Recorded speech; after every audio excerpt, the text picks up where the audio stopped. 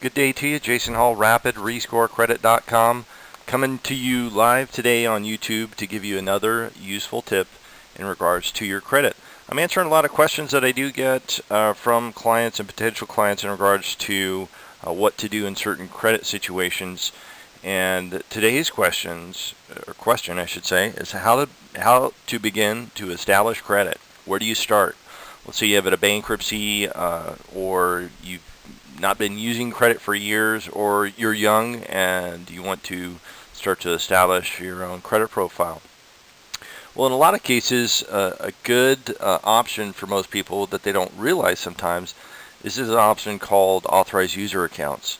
And these are accounts really just you talk to a family member, parents, siblings that may have a good credit account or two, a credit card or a department store charge card. They can add you as an authorized user. And with that, they'll have the option to actually have the creditor send you a credit card or not. They can actually opt not to send you one and just really borrow that trade line for a short or long amount of time. And what'll happen is when they add you, they can just call customer service, give them your name and your social, and they will add you to that account as an authorized user, so you have the authority to use that credit account.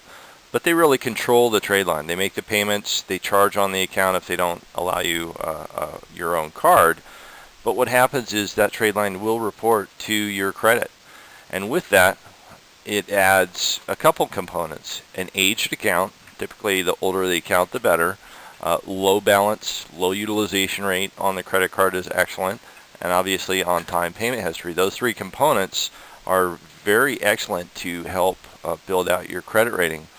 Another option is to look into maybe a secured card or what they call a starter credit card. You can find those online if you just do a search for rebuilding your credit card. Capital One, First Premier, Orchard Bank, which I think is now bought out by Capital One. But there's places to start. You just need to do your research. Don't answer a bunch of mailers that you'll get in the mailbox saying you're pre-approved, because sometimes they really aren't pre-approved, so don't waste hard inquiries in those cases. So when you do get these credit accounts, use them sparingly.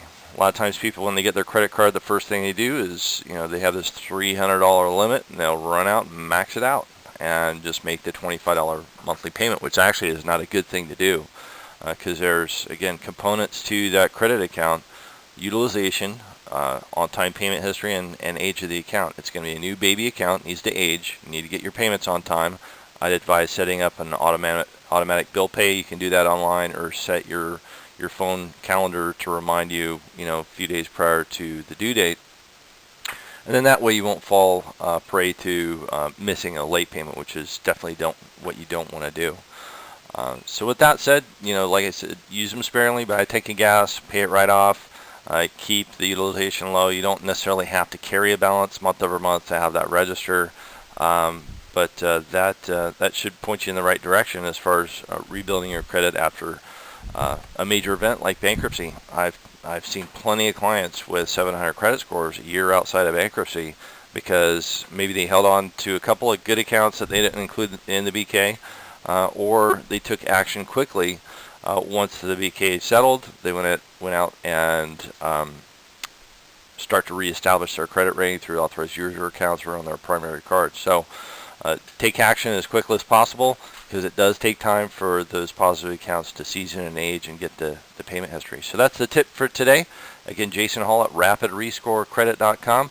If you have any questions, you can call me direct at 949-505-9971. or shoot me an email at jason@rapidrescorecredit.com. Thank you.